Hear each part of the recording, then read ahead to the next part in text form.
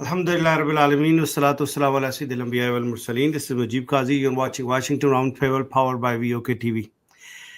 किसी भी मुल्क को चलाने के लिए there are one and specific contract between the people of that country and the lawmakers and the government. اور اس کو کہتے ہیں سوشل کانٹریکٹ، اور اس کی ایک شیپ ہوتی ہے کانسٹیٹیوشن. جب اس کو مسخ کر دیا جائے، جب اس کے تار تار کر دیا جائے، جب اس کو ختم کر کے ایک دو انڈیویجول کے لیے ساری چیزوں کو بنا دیا جائے، تو یا تو اس کو ان ادر ورڈز آپ کنگڈم کہہ سکتے ہیں، بادشاہت کہہ سکتے ہیں، یا لا لیسنس کہہ سکتے ہیں. ڈیموکریسی کو تو اس کو کسی صورت میں اس کو نام نہیں دیا جا سکتا. انفارچونیٹلی ہمیں بار بار ہمارا پرپز ہمارا کشمیر ڈسکس کرتا ہے، لیکن کشمیریوں کو پاکستان سے اتنا ڈائریکٹلی امپیکٹ ہوتا ہے، تو کشمیر پاکستان کے بارے میں بات کرنا زیادہ امپورٹنٹ ہے. اس وقت جو کانسٹیٹیوشنل سو کال کانسٹیٹیوشنل امینڈمنٹ ہوئی ہے، جس کے بارے میں اگر آپ انٹرنیشنل میڈیا کو اٹھا کے دیکھ لیں تو اس میں ایک ہی بات ہوتی ہے کہ اس وقت فیلڈ مارشل نے اپنے آپ کو امیونٹی دے دی ہے، اور چند اور لوگوں نے جنہوں نے highest position such as president of Pakistan Zardari Saab and some others, including the reports are coming, the Chief Justice of Pakistan has also sought to be having an immunity under the law. آپ کس طریقے سے یہ کر سکتے ہیں کہ ملک کے اندر اس طرح کی لا لیسنس کانسٹیٹیوشن کو ابینس رکھ کے ایک بندے کی سپرمیسی کو آپ کو لے آئیں، اور ملک کیسے آگے چل سکتا ہے؟ تو اسی سلسلے میں the top two most respected Chief Justices of Supreme Court of Pakistan have resigned. Atar Minallah Saab and Justice Mansoor Saab, they resigned, stating that Chief Justice of Pakistan refused to uphold the constitution and the sanctity of institution that he leads. Rather than he was negotiating with the executives کہ ان کی اپنی position کو کس طریقے سے secure کیا جائے. اور سیم تھنگ ہیپن کہ اس وقت تین اینٹیز تھیں، پاکستان کی air force, Pakistan navy, Pakistan army.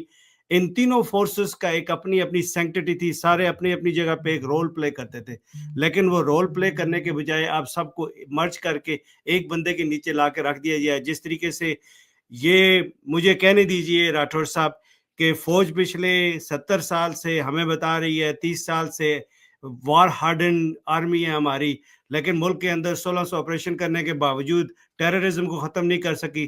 ایک ہمارے پاس ایئر فورس تھی جس نے ہمیں انڈیا کے خلاف ہمیشہ عزت دلوائی پاکستان، اب اس کا بھی بیڑا غرق کرنے کے لیے اس کی سپرمیسی اپنے پاس رکھ لی ہے. تو اس ساری چیز کو آپ کس طرح دیکھتے ہیں؟ ملک کس طرف چلا جائے گا؟ آئی اپالوجائز کہ میں تھوڑا ایموشنل ہو رہا ہوں، لیکن تکلیف ہوتی ہے سچویشن سے دیکھ کے. پلیز فرمائیے. جی بسم اللہ الرحمن الرحیم. دیکھیں ایموشنل صرف آپ نہیں ہیں، اس وقت پورا پاکستان ہے، بلکہ ایموشنل ہونے کے ساتھ ساتھ لوگ جو ہے وہ مایوس بھی ہیں اور فرسٹریٹڈ بھی ہیں، اور یہ ساری صورتحال ہے.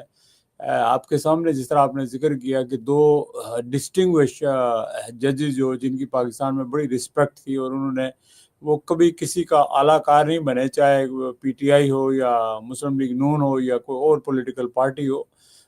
جسٹس اطہر من اللہ اور چیف جسٹس صفدر علی شاہ صاحب دونوں مستعفی ہو گئے. اس کا مطلب کیا ہے؟ اس کا مطلب یہ ہے کہ انہوں نے صاف عدم اعتماد کا اظہار کر دیا ہے آپ کی ترامیم کے اوپر، آپ کی پارلیمنٹ کے اوپر اور آپ کی سسٹم کے اوپر.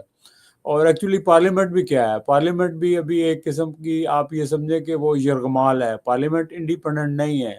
پارلیمنٹ کو جو لوگ چلا رہے ہیں وہ کنٹرول کر رہے ہیں، ان کو کوئی اور کنٹرول کر رہا ہے، چونکہ ان کی اپنی جو ہے کرپشن اتنی زیادہ ہے، ان کی اپنی غلطیاں اتنی زیادہ ہیں، ان کے بیگیج کے اندر اتنا زیادہ گند ہے کہ وہ اس سے بچنے کے لیے ان کے پاس سوائے اس کے کوئی چارہ کار نہیں کہ وہ جو ہے وہ اسٹیبلشمنٹ کی مدد لیں اور ان کے کہنے پر ہر کچھ وہ کر گزریں جو کبھی شاید انہوں نے بھی تصور نہ کیا ہوگا، پاکستان نے تو تصور نہیں کیا ہوگا. لیکن اب حالات جس طرف جا رہے ہیں، مجھے لگتا یہ ہے کہ 27ویں ترمیم کے بعد 28ویں ترمیم بھی آئے گی.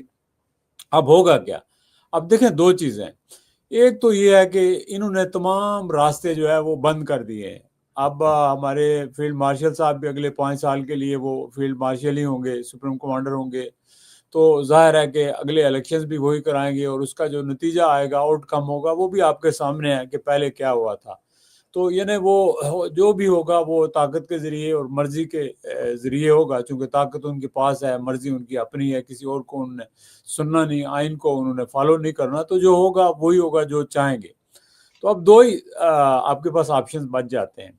ایک تو یہ ہے کہ جس طرح ایک پریشر کوکر کے اوپر آپ جو ہے اس کے سارے آؤٹلیٹس بند کر دیں تو وہ پھٹتا ہے. تو انہوں نے سارے راستے تو جو ایک تبدیلی کے ہیں وہ بند کر دیے ہیں, لوگوں کی زبان بندی بھی کر دی ہے. تو اب ایسی صورتحال میں اب دو ہی راستے ہیں, یا تو یہ ہے کہ پاکستان کے لوگ جو ہے اگر وہ کھڑے ہو جائیں, وہ اٹھ جائیں اور اس سارے سسٹم کو جو ہے نا وہ اٹھا کے باہر پھینک دیں.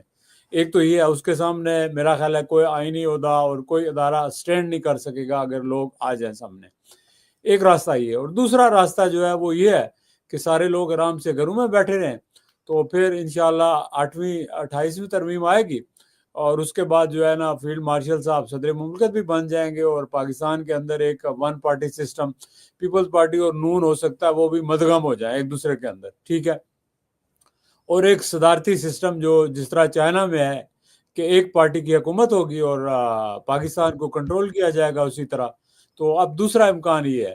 تو اگر مجھے سچی بات پوچھیں تو مجھے تو لگتا ہے کہ یہ دوسرا جو چائنا والا سسٹم ہے وہی آتا ہوا نظر آ رہا ہے, کیونکہ مجھے نہیں لگتا کہ پاکستان کے لوگوں میں کوئی اتنی ہمت ہے, اتنی جرت ہے یا اتنا سیاسی شعور ہے کہ وہ اٹھ کھڑے ہو کے اپنے حقوق کے لیے, اپنی آزادی کے لیے, ایک سسٹم کو بچانے کے لیے اٹھ کھڑے ہوں گے. اور دوسری بات یہ ہے کہ یہ سسٹم تو کبھی پاکستان میں جمہوری سسٹم صحیح چلا نہیں ہے, تو اس لیے لوگوں کو صحیح سسٹم, اس جمہوری سسٹم کے فوائد کا بھی پتہ نہیں ہے. دیکھیں جمہوریت تو یہ ہوتی ہے کہ جب ڈی سینٹرلائزیشن آف پاور ہو, جو حکومتیں مقامی سطح پر مستحکم ہوں, پاور کا ارتکاز ایک جگہ پہ نہ ہو بلکہ وہ ڈیولوشن آف پاور ہو, وہ نیچے تک یونین کونسل کی سطح تک, سٹی کی سطح تک جائے, تو پھر لوگوں کو جمہوریت کے بینیفٹس نظر آتے ہیں تو وہ اس کے لیے کھڑے ہوتے ہیں. تو پاکستان میں تو صحیح معنوں میں کبھی جمہوریت رہی نہیں, یعنی سیاسی حکومتوں کے دور میں بھی جمہوریت نہیں رہی ہے. تو اس لیے پاکستان کے لوگوں کو یہ ادراک ہی نہیں ہے کہ جمہوریت کے فوائد کیا ہیں. تو ہو سکتا ہے کہ پاکستان کے لوگ جو ہے وہ سوئے رہیں اور کہیں کہ جو کچھ ہو رہا ہے بس دیکھا جائے گا. وہ ایک خاتون تھی, جرنلسٹ تھیں, مجھے اسلام آباد میں ان سے ملاقات ہوئی 80s میں, 80s نہیں 90s, ارلی 90s کی بات ہے, 1991 کی, کرسٹینا لیم. آج کل وہ پروفیسر ہے انگلینڈ میں. تو انہوں نے واپس آ کر ایک بک لکھی اور بک کا ٹائٹل تھا اے نیشن ویٹنگ فار اللہ. یعنی وہ کہتی تھی کہ جس بندے سے بھی انٹرویو کرو کہ اس کا کیا ہوگا تو وہ کہتے تھے کہ جو اللہ کرے گا, اے نیشن ویٹنگ فار اللہ. تو اب تو یہی ہے کہ یا پاکستان کے لوگ انتظار کریں گے کہ اللہ جو کچھ کرے گا تو وہی ہوگا. تو ظاہر ہے اللہ تو نہیں کرے گا, اللہ وہ تو اعظم منیر صاحب کریں گے جو بیٹھے ہوئے ہیں پاور کے اوپر. تو اگر لوگوں کو یہی قبول ہے تو اللہ بسم اللہ, اگر یہ قبول نہیں ہے, لوگوں میں ہمت ہے, اٹھ کھڑے ہوتے ہیں, تو پھر بھی دیکھا جائے گا. میرا خیال ہے مجھے اور آپ کو نہ تو پریشان ہونے کی ضرورت ہے نہ جذباتی ہونے کی ضرورت ہے, کیونکہ اس قوم کے لیے جذباتی ہو کر اپنے آپ کو جو ہے نا انگزائٹی دینے کا کوئی فائدہ نہیں ہے. اب یہی ہے کہ بس waiting for Allah and waiting for nation. جو نیشن کرے گی وہی بھگتے گی, جو نہیں کرے گی تو وہ بھی بھگتے گی.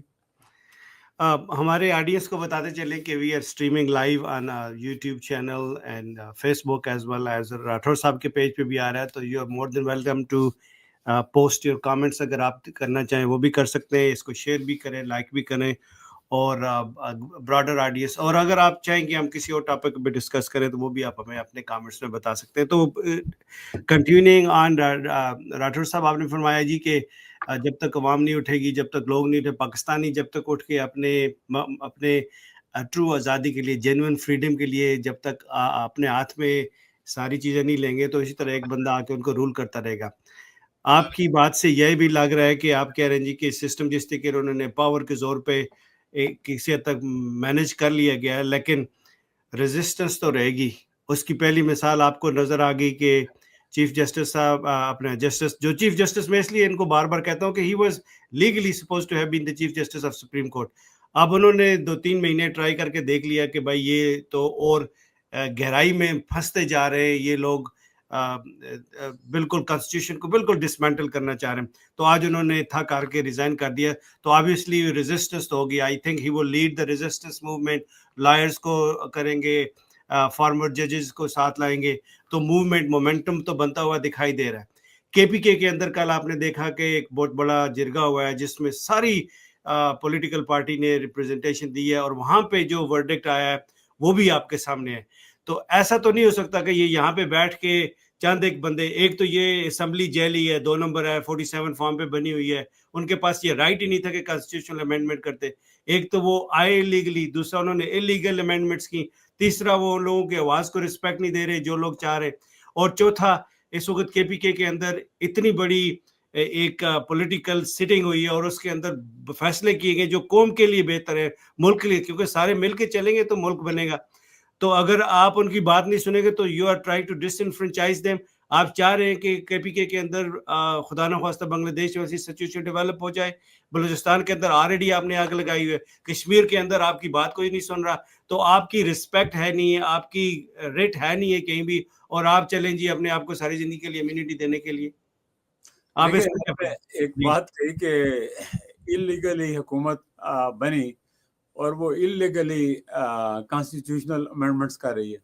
تو بات یہ ہے کہ جو اللیگلی طریقے سے آتے ہیں تو ان سے آپ لیگل چیزیں کیسے ایکسپیکٹ کر سکتے ہیں, وہ تو نہیں کریں گے. ہاں جی دوسرا جو آپ نے اس طرف اشارہ کیا ہے سرحد کی طرف, جس کو پہلے سرحد کہتے تھے کے پی کے, خیبر پختونخوا صوبہ, جی تو اصل میں وہ لوگ بیچارے بہت سفر کر رہے ہیں, ان کا کسی کو احساس نہیں ہے. اس وقت میں کہیں دیکھ رہا تھا کہ کوئی 8,000 ٹرک ہیں جو وہ بارڈر لائن کے اوپر کئی ہفتوں سے مہینوں سے کھڑے ہیں, اور جو ٹریڈ ہے افغانستان اور پاکستان کے بیچ میں وہ بند ہو گئی ہے. اب دیکھیں کہ ہماری یہ غلط فہمی ہے کہ ہم یہ سمجھتے ہیں کہ چونکہ افغانستان میں آٹا یہاں سے جاتا ہے, چاول یہاں سے جاتا ہے, گندم یہاں سے جاتی ہے, چینی یہاں سے جاتی ہے, باقی چیزیں آپ کا جو کپڑا تو آپ پاکستان میں بھی نہیں بنتا وہ یہاں سے جاتا ہے, تو اب وہ ہم روکیں گے اور افغانستان پریشان ہوگا. نہیں, اب دیکھیں وہ افغانستان ہماری ایک منڈی تھی, ہماری ایک کھپت تھی. ویسے ہی ہماری جو ٹریڈ ہے دنیا بھر میں نہیں ہے, ختم ہو گئی ہے آلموسٹ. تو افغانستان میں ہماری ٹریڈ جا رہی تھی اور کچھ تاجر لوگ اس سے فائدہ اٹھا رہے تھے, کچھ جو پروڈکشن کرنے والے لوگ تھے فارمرز, ان کو بھی فائدہ تھا.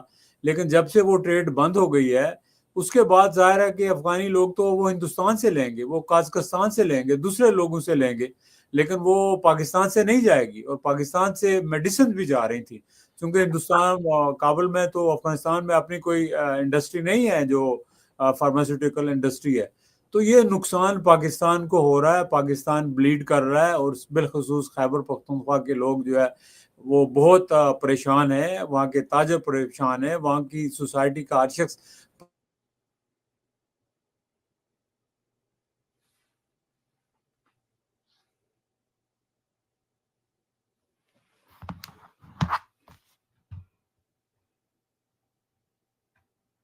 آ گیا ہے. ہاں تو یہ ممکن نہیں ہے.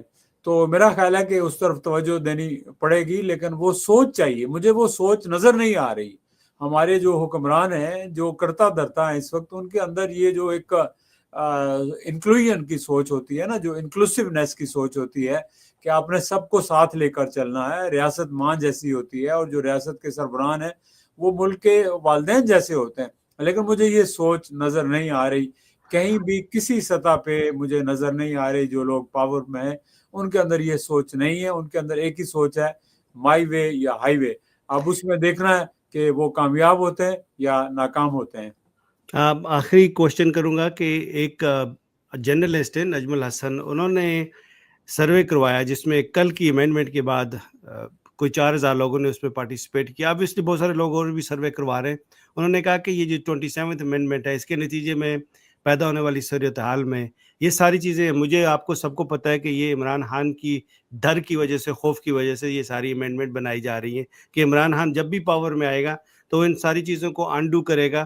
انڈو کرنے کے بعد کانسٹیٹیوشن کی اصل شکل واپس آ جائے گی. ہاویور لوگوں سے یہ پوچھا گیا, یہ عام لوگوں سے سوال کیا گیا تھا, جو people who are watching social media, کیونکہ مین اسٹریم میڈیا پہ تو بات نہیں ہو رہی, عام لوگوں سے یہ پوچھا گیا کہ آپ یہ بتائیں کہ under the given 27th amendment situation اس میں جیت کون رہا ہے. تو 97% لوگوں نے, 4,000 کی جو ووٹنگ ہوئی اس میں 97% لوگوں نے ووٹ کیا کہ اس میں ساری کی ساری جیت عمران خان کی ہو رہی ہے, کیونکہ عمران خان کی پاپولیرٹی اور بڑھ رہی ہے, اس کا نیریٹو اور سیل ہو رہا ہے, اور لوگوں کی ہمدردیاں اور لوگوں کی الائنسز اس کے ساتھ بڑھتی جا رہی ہیں.